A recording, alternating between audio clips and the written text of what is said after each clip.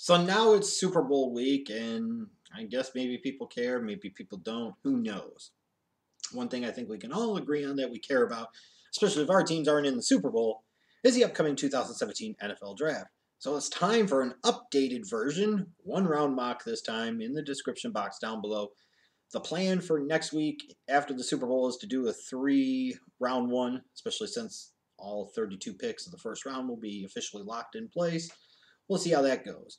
Now, in terms of the scenario for this particular mock draft, and we're still playing a lot of scenarios for me as I'm catching up, as I'm starting to evaluate these prospects, and make sure you check out the scouting reports for these prospects. So far, I have up the quarterbacks. I have Watson, Kizer, Trubisky, Mahomes, and Kaya. And then the running backs, I've got up Fournette, Cook, McCaffrey, Kamara, and Foreman. So make sure you check those out. Wide receivers and tight ends are coming up very, very soon.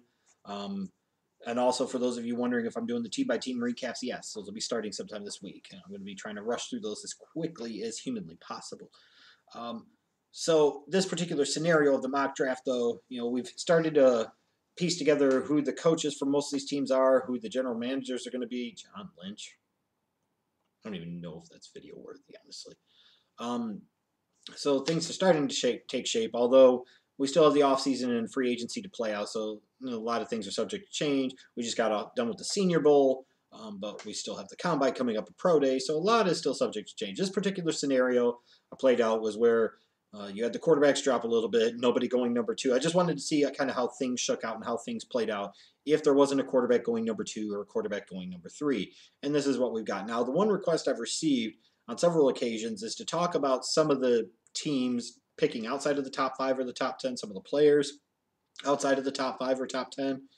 And that's exactly what I'm going to do this time to try and expand the range a little bit. Part of the reason why, if you're wondering why I primarily would focus on guys in the top 5 and the top 10, is because those tend to be the players that I end up watching the most of, the earliest, the ones I end up scouting first.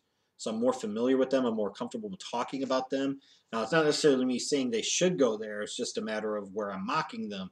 It's the guys that tend to pay the most attention to. But let's talk about some of the other guys in this draft. Starting with number 12, the Cleveland Browns, and let the Brownies fans freak out on me, but I've got them taking David Njoku, the tight end from the U. Miami for so many years was known as really tight end U, and deservedly so. With Kellen Winslow, Jeremy Shockey, Greg Olsen, so on and so forth. Even going back to the days of Bubba Franks. Yeah, I went there.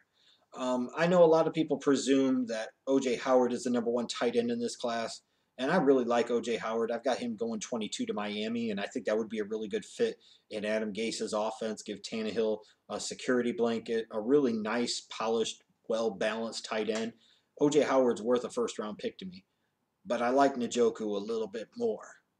I think Njoku has stud potential. Now, sure, he could crap out kind of like an Eric Ebron. But when you look at the physical package, you look at the athleticism, and you look at the things he can do, I mean, it's just freakish. And this is a really good tight end class. I expect at least 2 tight ends to be taken in round 1. I expect it to be Njoku and Howard. And I expect as the process goes along, potentially, that more and more teams are going to value Njoku a little bit more than Howard because of the overall athletic and pass-catching upside. I mean, this is a kid that won a high school state championship as a high jumper, going 7'1". I mean, the dude's got hops for days, 6'4", 245 pounds, really long arms. He can jump out of the gym, obviously, hence the 7'1" high jump. When I watch him on film, though, he just stands out to me. He's almost going into that category of being one of those Schleg Daddy guys, if you get what I'm saying. He's close. I might even eventually put him into that category. But when you look at the Cleveland Browns, maybe a Trubisky being on the board would be very tempting at this point in time, but they need to stockpile talent. And the grade that I have on Njoku, frankly, a lot of other prospects, is much higher than I have on Trubisky. To me, if you're the Browns, if you fucking passed up on Carson Wentz last year, then you might as well try and accumulate as much quality talent as you possibly can. And you're looking at potentially getting 2 guys with big impact potential in Myles, Garrett, and David Njoku. I'm telling you, I think Njoku is the first tight end taken in the 2017 draft. It remains to be seen if I'm right or not. And I wouldn't be surprised if somebody gets a little hot on him around that 10 to 13 range, a Buffalo, a Cleveland, a New Orleans, maybe in Arizona, who the hell knows. Somebody's going to get a really big hard-on for David Njoku and his athletic and physical upside. Pick 15, the Indianapolis Colts. I got them taking Takkarist McKinley, the edge rusher from UCLA. You know, some people might be surprised that there's not a Derek Barnett here. I think there might be questions about whether Barnett fits better in a 4-3 than a 3-4. And if he fits better in a 4-3, it'll limit some of his draft options, and that's why I've got him dropping to 19 at Tampa Bay. In terms of Tim Williams, a lot of people are going to bring that up. Look, that dude has some off-the-field concerns. I've read some places some major Randy Gregory type of marijuana-related off-the-field concerns. Teams might be very, very scared of taking a guy like him in round 1. Will somebody still gamble on him? Potentially. But, you know, I don't see it happening this high, that's for sure. And as far as Indianapolis goes, you know, they're so old on defense and bad on defense. Anybody they take on the defensive side, in theory, would be an upgrade. And I like McKinley's game. I love the way he hustles. They need somebody off of the edge, and I think he could bring them something very valuable to the table. In terms of the Redskins at 17, you know, Zach Cunningham, another athletic linebacker, something they really need. You know, I have a little concern sometimes. He's not the best tackler, but he is a great athlete, and I think he's got very, very good instincts, at least from what I've seen so far preliminarily. He would make a lot of sense for Washington, especially if they're trying to get better against the run. Derek Barnett, 19 to Tampa Bay. I know there will be a lot of Bucs fans bitching, why do you have defense? Why do you have defense? They need offense. They need offense. I put David Njoku there. They whine and bitch about it. I don't think John Ross is worth the 19th overall pick in the draft. Nowhere close to it. Boom, I said it. Mike Williams is already off the board at 18, and I don't think he's worth the 18th overall pick. Boom, I said that too. So what else are they going to take? An offensive lineman, a running back here? The top 2 running backs are off the board. Any of the other running backs would be at least a slight reach. So why not beef up that defense? You know, you got Noah Spence in the second round last year. Why not pair him up with somebody on the other side like Derek Barnett?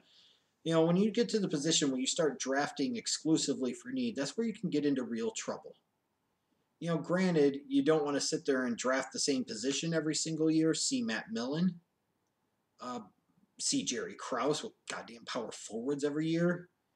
But, you know, they could still see an upgrade to their pass rush. And if Derek Barnett's sitting there at pick 19, he'd arguably want to be one of the top players on the board at that point in time. I don't think it's that crazy for a team like the Buccaneers to take him. Similar to the Lions taking somebody, a defensive end like a Taco Charlton at 21. They need a pass rusher to go opposite of Ansah. He would make some sense there, especially, again, because I don't think there's a running back worth taking 21. And in terms of a wide receiver, I don't think there's one for them worth taking at 21. So there you go. Miami, like I said, with O.J. Howard, I really think that's a solid pick. It would be something that would add another element to their offense. And I think O.J. Howard is going to be an example of a guy that's going to be a much better pro than he was a college player. I can't understand how Lane Kiffin and Nick Saban couldn't figure out a way to feature him more in their offense. I'm just saying. The Giants at 23, I'm still sticking to them taking the young quarterback. This time it's Trubisky. You know, for a guy coming out of college with only 1 year of starting experience, why not give him 2 or 3 years to learn behind Eli? And then when Eli finally does officially fall off the cliff, you've got somebody raring to go, you know, and maybe somebody that could be your starter for a decade to come. He's got the arm to get it down the field to Odell Beckham Jr. You know, Giants fans, I know some of them love the thought of taking a quarterback here. Some of them want to talk about need. You know, there's a very, very big argument for me to make that for the Giants, their number 1 team need is a young backup quarterback. And if you don't really like any of the other players there and the grading's not that much different, then why not take the young quarterback? Now, me personally, if I was the Giants, I wouldn't take Trubisky. I would take Patrick Mahomes second, especially if he was there. But that's just me. Actually, I'd rather take DeShone Watson if I was the Giants. But I still wouldn't knock him too bad for that particular pick. I got Jabril Peppers going to number 27. I think more and more people are starting to lock into the fact that just because some of the idiots had mock drafts early on, including me, that had Peppers going in the top 5 or top 10, doesn't mean that's going to be his actual NFL reality. Remains to be seen where he goes, but I definitely don't think it's the top 5 or the top 10. I think he's more likely to drop out of the first round at this point in time, but I've still got him going in round 1 here.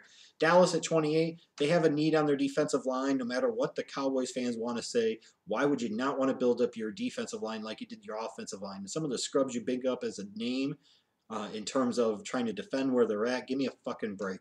But in this particular case, they could use, with Terrence Williams, I believe, being a free agent, they could use an explosive wide receiver opposite Dez Bryant, because at the end of the day, long term, this organization is going to be built around Dak Prescott and Ezekiel Elliott. So you got to do everything you can to help them. And one way to help them would be another game-breaking wide receiver opposite Dez Bryant, especially if Dez Bryant gets hurt again. Then you've still got somebody that you could go to in the passing game. And with O.J. Howard being off of the board, this would be the next best thing for the Cowboys, they would probably surmise. The Green Bay Packers at 29, Christian McCaffrey seems like a really natural, nice fit. He would really, to me, make a lot of sense in terms of being a guy that could be a 3-down back for the Packers. He could run out of the type of formations the Packers like to run out of. He could catch the ball from all different types of formations. And while they might have liked what they got out of Ty Montgomery, at the end of the day, he's still a converted wide receiver. And I think McCaffrey has more overall upside, so that would be the guy that I would take personally. Now at 30, I know some Steelers fans have loved before when I've mocked Tim Williams to them. Pittsburgh, it seems like, especially with their early picks, tends to value character a little bit more, so I'm not sure how much of a risk they would be willing to take on a guy that has the potential for some Randy Gregory type of marijuana test problems. So a guy like Dwayne Smoot from Illinois, a very athletic edge rusher, could be the type of guy that they're seeking. But again, who knows? In the meantime, take a look at my mock. Let me know what you think of it, whether you like it or don't. I don't really care, but I would like to hear what you have to say. I just don't care if you don't like it, because it is what it is right now. But continue to follow back on this channel. Subscribe if you haven't already. I've got a lot more scouting reports to come, a lot more mock drafts to come.